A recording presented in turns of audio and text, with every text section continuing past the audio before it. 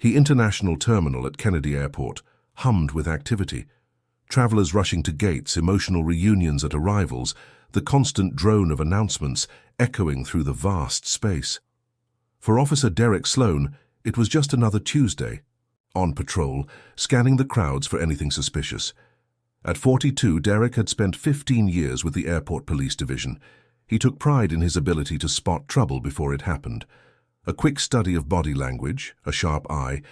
For nervous behavior, these were the tools of his trade. He'd made dozens of drug seizures and even helped apprehend 2 suspected terrorists over his career.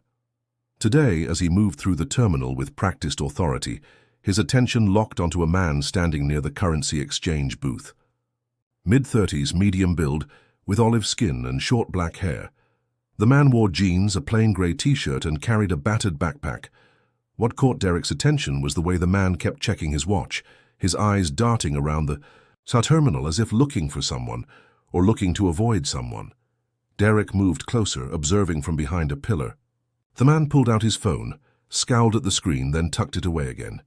He shifted his weight from foot to foot, clearly agitated about something, when he suddenly picked up his backpack and started walking briskly toward the exit. Derek made his decision. "Sir," Derek called out, his stride purposeful as he closed the distance. "Airport police, I need to speak with you for a moment." The man turned, surprise crossing his features before settling into wariness. "Yes? Is something wrong?" Derek noted the accent immediately. Spanish, most likely. Central or South American. "ID, please," Derek said, hand extended. The man's eyebrows drew together. "May I ask why?" "Routine security check," Derek responded, voice flat. "Your ID, sir." With a small sigh, the man reached for his back pocket and produced a wallet. "I have my passport here." Derek took the dark blue booklet, flipping it open. The passport was from Colombia, and the name read Manuel Alejandro Reyes. The photo matched the face before him.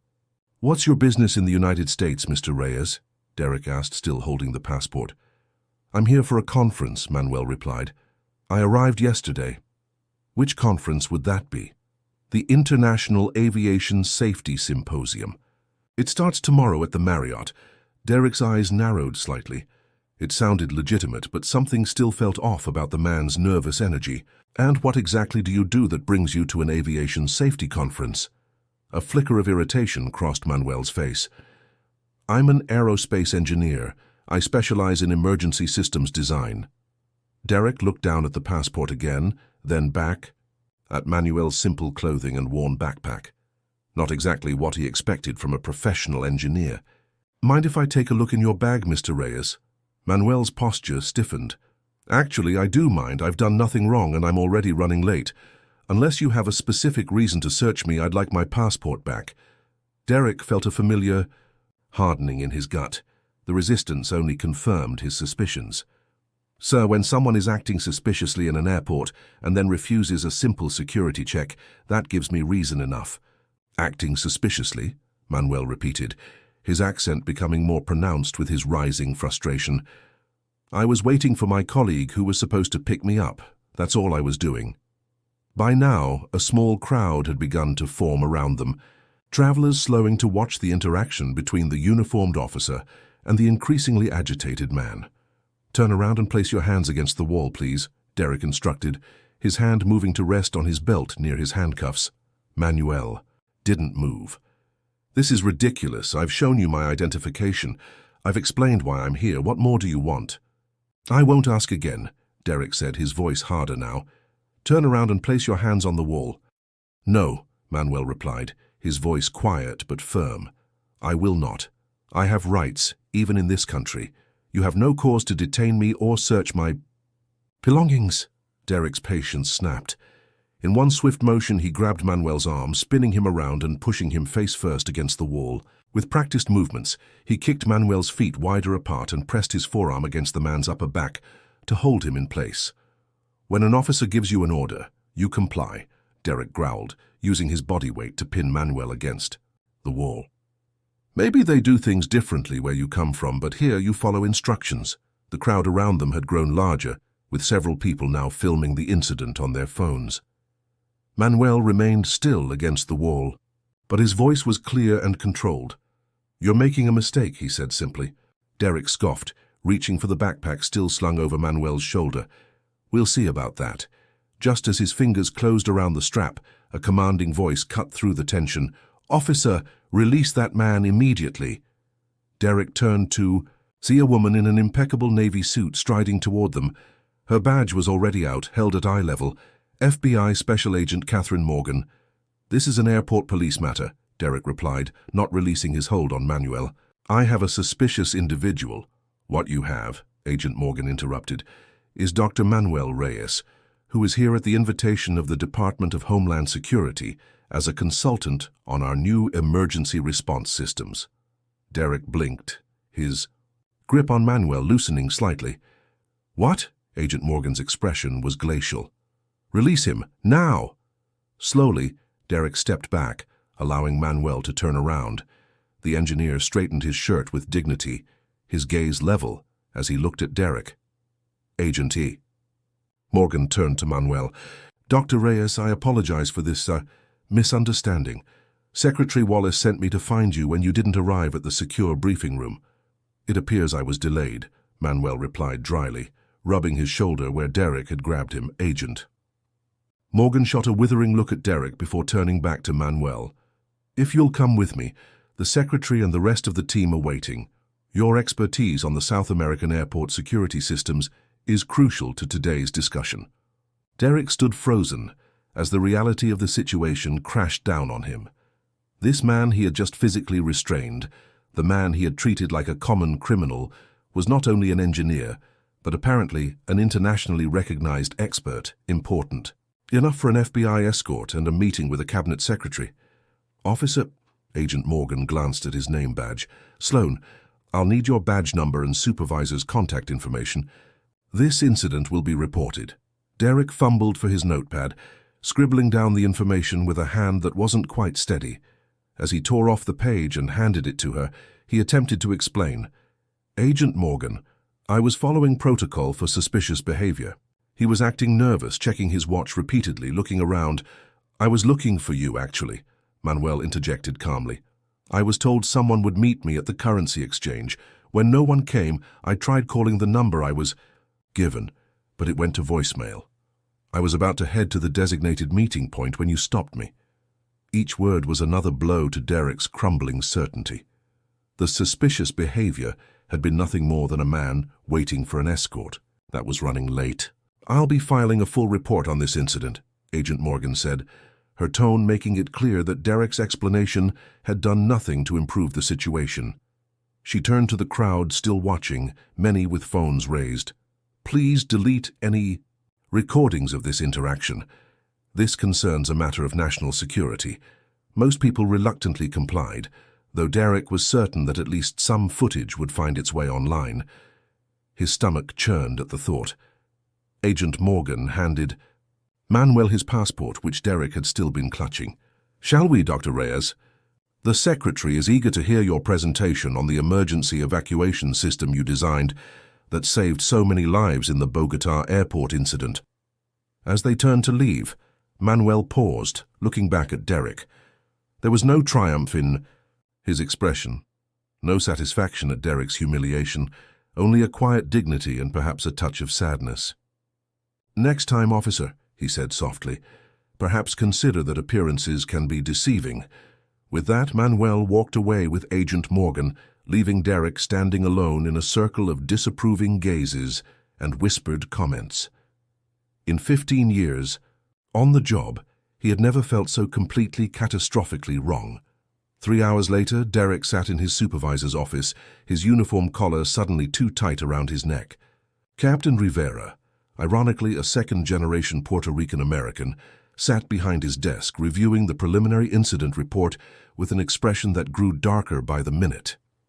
"Do you have any idea," Rivera finally said, looking up from the papers, "what kind of shitstorm you've created? Dr. Manuel Reyes isn't just any engineer. He's the man who designed the emergency response system that evacuated 3,000 people in under 6 minutes during the Bogotá International Airport bombing last year. He's credited with saving hundreds of lives." Derek stared at his hands. I didn't know who he was. Clearly, Rivera snapped. What you saw was a Latino man in casual clothes who looked nervous to you. Did it ever occur to you that being in a foreign country might make someone a little anxious? Or that professionals don't always walk around in suits? I was following my instincts. Your instincts, Rivera interrupted, leaning forward. Or your biases? Because from where I'm sitting, you saw exactly what you expected to see. A brown man with an accent couldn't possibly be here legitimately, much less be an internationally acclaimed engineer, right? The accusation stung, especially coming from Rivera, whom Derek had worked alongside for nearly a decade. That's not fair, Captain. I've never had complaints about racial profiling before. Maybe because most people you stop don't have direct lines to cabinet secretaries, Rivera retorted. Secretary Wallace has personally called the commissioner to express his displeasure. The FBI is demanding a full review of our security protocols, and Dr. Reyes would be well within his rights to file a formal complaint or even a lawsuit. Derek swallowed hard. What happens now? Rivera sighed heavily, some of the anger draining from his expression, replaced by weary resignation. For now, you're on administrative duty. No patrol, no public contact. There will be an official investigation into the incident. And then? That depends on the findings, Rivera replied. Best case scenario, mandatory retraining on bias and proper detention protocols. Worst case, suspension or even termination, especially if those videos make it online and this becomes a PR nightmare. Derek felt a cold weight settling in his stomach. 15 years of service potentially erased by one catastrophically bad judgment call. There's something else, Rivera added, his tone shifting. Dr. Reyes will be at the airport for the next 3 days, consulting on our own emergency response systems. Secretary Wallace wants to ensure there are no further incidents. You're to stay completely clear of him and the federal team. Derek nodded numbly. As he stood to leave, Rivera called out one last question. Sloan, be honest with me. If that had been a white guy in a business suit checking his watch and looking anxious, would you have stopped him? Derek opened his mouth to say yes automatically, but the word died on his lips as uncomfortable truth settled over him. Would he have? Or would he have seen an impatient businessman rather than a security threat?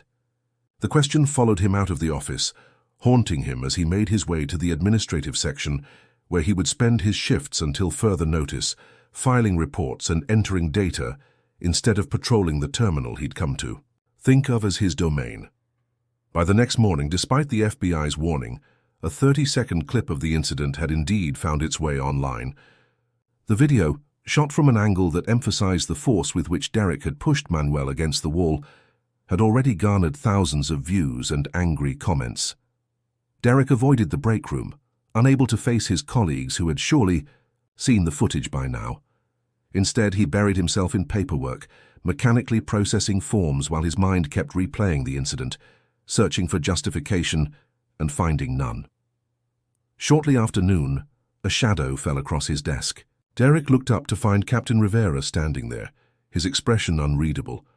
Dr. Reyes is asking to see you, Rivera said without preamble. Derek felt a jolt of alarm. Me?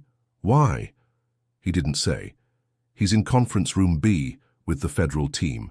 I told him you're on administrative duty, but he insisted. Rivera's eyes narrowed slightly. Whatever he wants, I suggest you listen carefully and say very little. This situation is precarious enough already. Heart pounding, Derek followed Rivera down the hallway to the conference room. Outside the door, Rivera paused. I'll be right out here. Don't make things worse. Derek nodded, took a deep breath and entered the room. The conference table was covered with blueprints, technical diagrams, and computer models displayed on several laptops.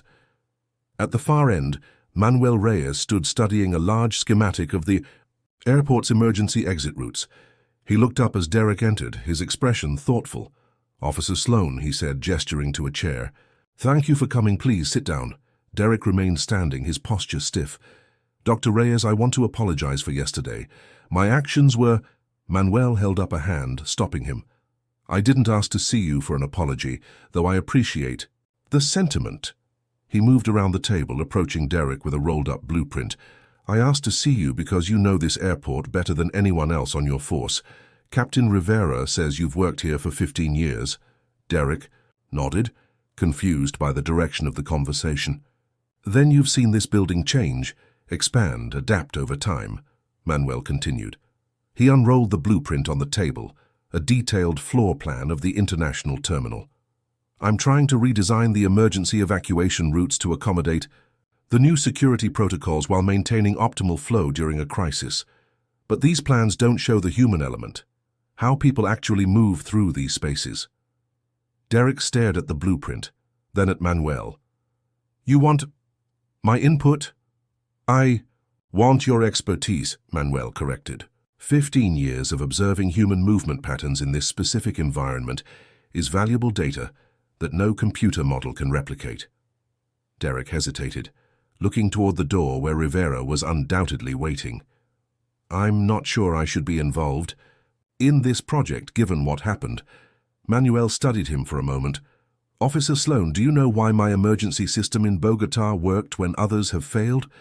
No, sir. Because I designed it after a bomb exploded in a shopping mall in my neighborhood when I was 19, Manuel said quietly. I was there. I saw the panic, the chaos. 3 of my friends died that day, not from the explosion but from the stampede that followed. People couldn't find the exits.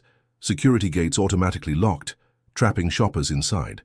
Derek listened, seeing the shadows of old pain in Manuel's eyes. That experience shaped my career, Manuel continued, but it also taught me something important. Mistakes, even tragic ones, can lead to better systems if we learn from them. He tapped the blueprint. Yesterday was a failure in a different kind of system.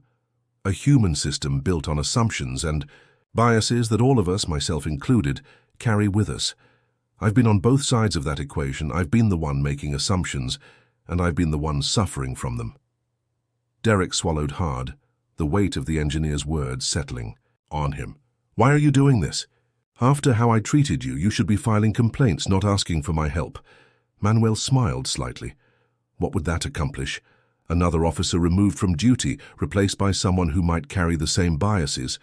No, I think there's more value in this conversation we're having now. He gestured to the blueprint again. So will you help me understand how people move through your airport? Where they bottleneck? Where they flow smoothly? Slowly, Derek moved toward the table, looking down at the detailed plans. After a moment's hesitation, he pointed to an area near security. This section always congests during peak hours.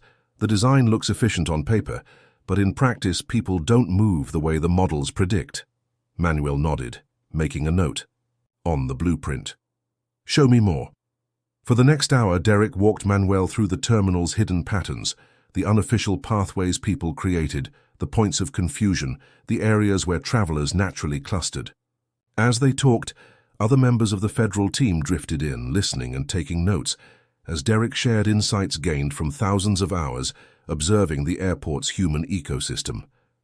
By the time they finished, the blueprint was covered with annotations, and Manuel's notebook was filled with observations that would shape his recommendations for the new emergency system. Thank you, Officer Sloan, Manuel said as they concluded. This is exactly what I needed. Derek nodded, strangely moved by the experience. Thank you for giving me the chance to contribute. As he turned to leave, Manuel called after him. Officer, Derek looked back. The system only improves when we acknowledge its flaws, Manuel said quietly. Remember that. 6 months later, Derek Sloan stood in the international terminal, watching travelers move through the newly redesigned security area. The changes were subtle but significant.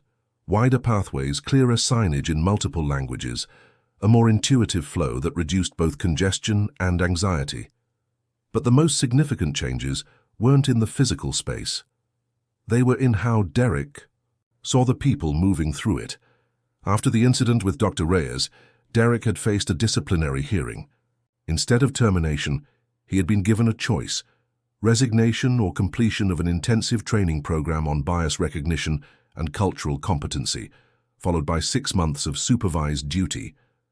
He had chosen the latter, surprised to find the training transformative rather than punitive. It had forced him to confront uncomfortable truths about how his perceptions had been shaped by subtle biases he'd never fully acknowledged. Officer Sloan? Derek turned to find Captain Rivera approaching. Captain, your final evaluation came through, Rivera said, handing him a sealed envelope. The review board has made their decision regarding your return to full duty. Derek took the envelope but didn't open it immediately. Whatever it says, I want you to know the last 6 months have changed me. Changed how I see this job, how I see the people coming through here. Rivera nodded. I know. I've seen it in your reports, in your interactions. Open the envelope, Sloan. Derek broke the seal and read the contents. The review board had cleared him for return to full duty, citing his demonstrated growth and commitment to addressing unconscious bias in security. Protocols. Congratulations, Rivera said. You've earned a second chance. Thank you, sir. As Rivera walked away, Derek noticed a familiar figure near the currency exchange. Dr. Manuel Reyes, carrying a more professional briefcase this time, but dressed as casually as before in jeans and a simple button-down shirt. He was speaking with 2 airport executives, gesturing toward the new security layout. After a moment's hesitation, Derek approached the group. Manuel looked up, recognition followed by a warm smile crossing his face. Officer Sloan, he greeted. I was hoping to run into you. What do you think of the implementation? It's working well, Derek replied.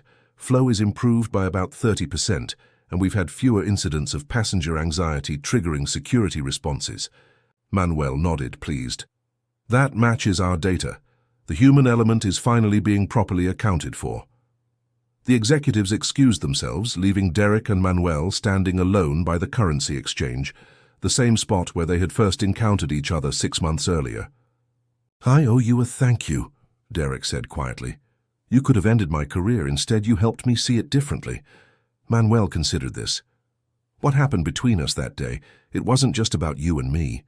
It was about a system that encourages certain kinds of assumptions. Breaking that system requires more than removing one officer or shaming one individual. It requires changing how we see each other. Derek nodded, understanding the deeper truth in Manuel's words. I'm trying to be part of that change now.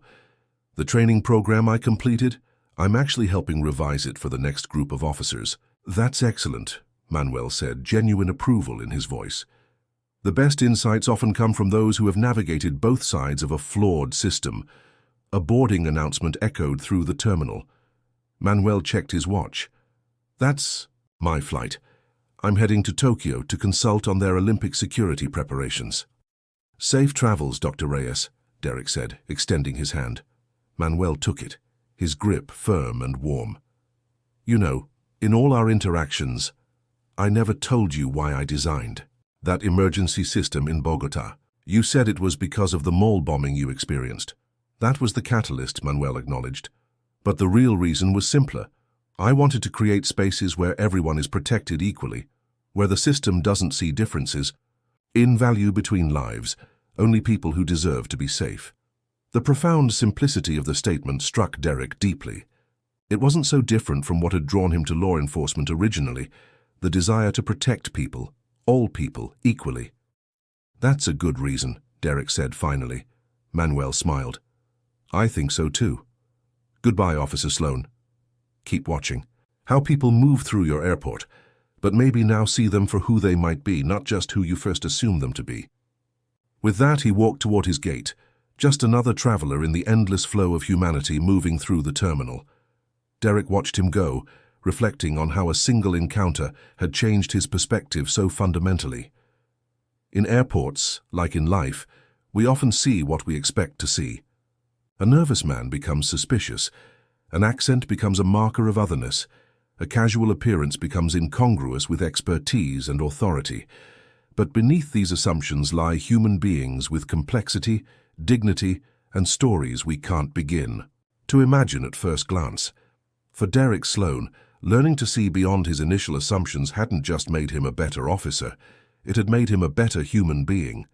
And in a world of increasingly complex security challenges, perhaps that human connection, that willingness to question our own biases, is the most powerful security system of all. What about you? Have you ever judged someone based on appearance, only to discover you were completely wrong? Or have you been on the receiving end of such assumptions? Let us know in the comments below. And if this story resonated with you, don't forget to like, subscribe, and hit the notification bell for more videos that challenge perspectives and celebrate the power of human dignity in the face of prejudice and discrimination.